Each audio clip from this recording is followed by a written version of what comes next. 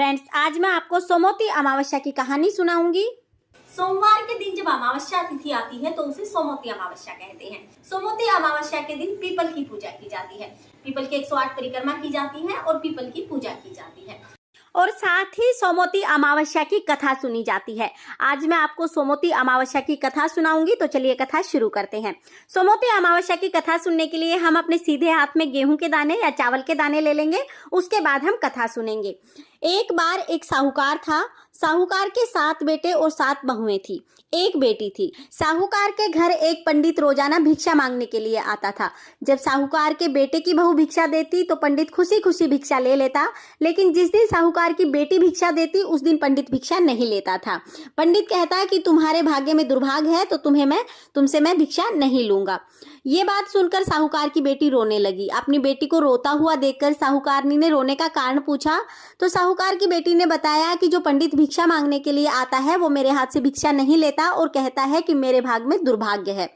यह बात सुनकर साहूकारनी भागी भागी गली में गई और पंडित को रोका। पंडित को रोककर भिक्षा ना लेने का कारण पूछा। तब पंडित ने बताया कि तुम्हारी बेटी के भाग्य में सुहाग नहीं है, उसके भाग्य में दुर्भाग्य है। साहूकारनी ने इसका कोई उपाय पूछा। तब पंडित ने बताया कि उपाय तो है लेकिन बहुत कठिन है। तब साहूकारनी बोली कि चाहे कोई भी उपाय हो हम जरूर करेंगे, आप कृपा करके उपाय बताएं। पंडित ने बताया कि 7 समुंदर पार शोभा धोबन रहती है, वो सोमवती अमावस्या करती है, यानी कि सोमवती अमावस्या के व्रत करती है और पूजा करती है। अगर वो अपनी सोमवती अमावस्या का पूरा फल आपकी बेटी को दे दे तो आपकी बेटी के भाग्य में सुहाग आ जाएगा। नहीं तो जिस दिन तुम्हारी बेटी की शादी होगी उस दिन ही तुम्हारे दामाद को सांप डस लेगा और तुम्हारी बेटी विधवा हो जाएगी।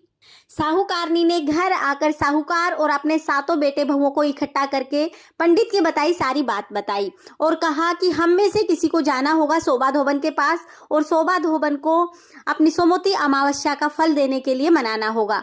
तब सभी बेटे बहुओं ने मना कर दिया। सबसे बड़े बेटे और बहू ने कहा कि माँ जी, हम शोभा धोबन को लेकर आएंगे, हम शोभा धोबन के पास जाएंगे।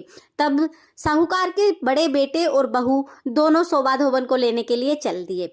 चलते चलते दोनों एक वन में गए। वन में जाकर दोनों एक पीपल के पेड़ के नीचे बैठ गए। वो थोड़ा आराम करना चाहते थे। उस पीपल के पेड़ के नीचे एक सांप रहता था और पीपल के ऊपर सोन चिड़ी रहती थी। जब सोन चिड़ी दाना लेने के लिए जाती तो पीछे से सांप उसके बच्चों को खा जाता था। उस दिन क्योंकि साहूकार के बेटा बहू पेड़ के नीचे बैठे हुए थे तो सांप बिल से बाहर नहीं आया। जब सोन चिड़ी आई तो सोन चिड़ी ने अपने बच्चों को जिंदा पाया। सोन चिड़ी अपने बच्चों को दाना खिलाने लगी। तब बच्चों ने कहा कि माँ, जिनकी वजह से हमारी जान बची है, पहले उन परदेशियों को खाना खिलाओ, उसके बाद हम खाना खाएंगे। सोन चिड़ी ने साहूकार के बेटा बहू से कहा कि तुम कौन हो और कहाँ जा रहे हो? तुम्हारे कारण ही आज मेरे बच्चों की जान बची है, इसलिए पहले तुम खाना खाओ और उसके बाद मुझे बताओ कि तुम्हें कहाँ जाना है। तब साहूकार के बेटा बहू ने पहले खाना खाया, फिर सोन चिड़ी को बताया कि 7 समुंदर पार हम शोभा धोबन के घर जा रहे हैं।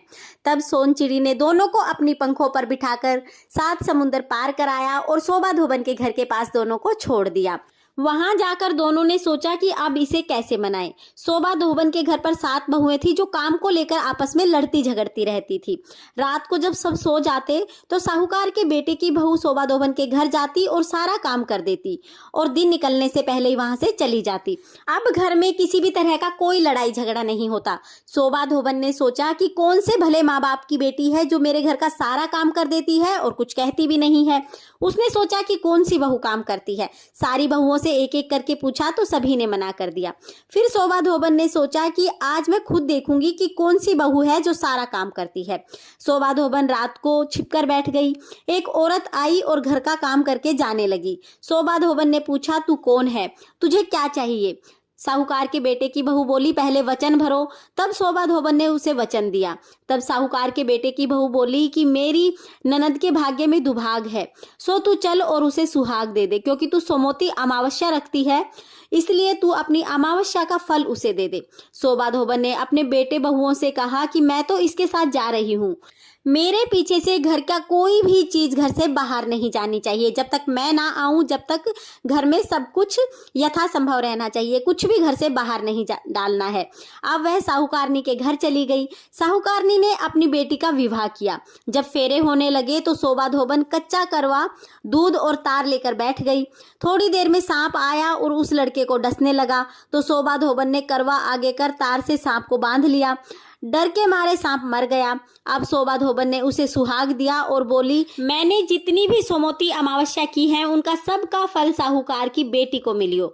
जो आगे करूं उनका फल मेरे पति और बेटों को मिलियो। सब कोई सोमवती अमावस्या की जय जयकार करने लगा। शोभा धोबन जाने लगी तो साहूकारनी बोली कि कुछ मांग ले, तूने मेरे जमाई को जीवन दान दिया है। वह बोली, मुझे कुछ नहीं चाहिए। यह कहकर वह चली गई। अब रास्ते में फिर सोमवती अमावस्या आई। उसने पीपल के पेड़ के नीचे बैठकर कहानी सुनी, व्रत किया और पीपल की 108 परिक्रमा की। पीपल की पूजा करने के बाद घर गई। वहां पर जाकर देखा तो उसका पति मरा पड़ा था। जो उसने सोमवती अमावस्या रास्ते में की थी उसका फल अपने पति को दिया, तब उसका पति जिंदा हो गया। सब कहने लगे कि तूने क्या किया जो यह जिंदा हो गया? तो वह बोली कि मैंने तो कुछ नहीं किया, रास्ते में सोमवती अमावस्या आई थी सो उसकी पूजा करी थी, व्रत किया था और 108 पीपल की परिक्रमा करी थी। सारी नगरी में ढिंडोरा पिटवा दिया कि सब कोई सोमवती अमावस्या की पूजा करियो, व्रत रखियो, 108 पीपल की परिक्रमा करियो। हे सोमवती अमावस्या, जैसा साहूकार की बेटी का सुहाग दिया वैसा ही इस कहानी को कहते सुनते हुकारा भरते सबका सुहाग देना और सब पर अपनी कृपा दृष्टि बनाए रखना। ये थी सोमवती अमावस्या की कथा। इस तरह से हमारी सोमवती अमावस्या की व्रत कथा पूर्ण होती है। फ्रेंड्स, अगर आपको ये कथा पसंद आई हो तो वीडियो को लाइक करें और चैनल को सब्सक्राइब करें। सोमवती अमावस्या की पूजा विधि का वीडियो भी चैनल पर आ चुका है, लिंक मैं आपको डिस्क्रिप्शन में दे दूंगी, आप उसे भी एक बार जरूर देखें। देखने के लिए बहुत बहुत धन्यवाद। फिर मिलते हैं किसी और वीडियो के साथ, तब तक के लिए राधे राधे।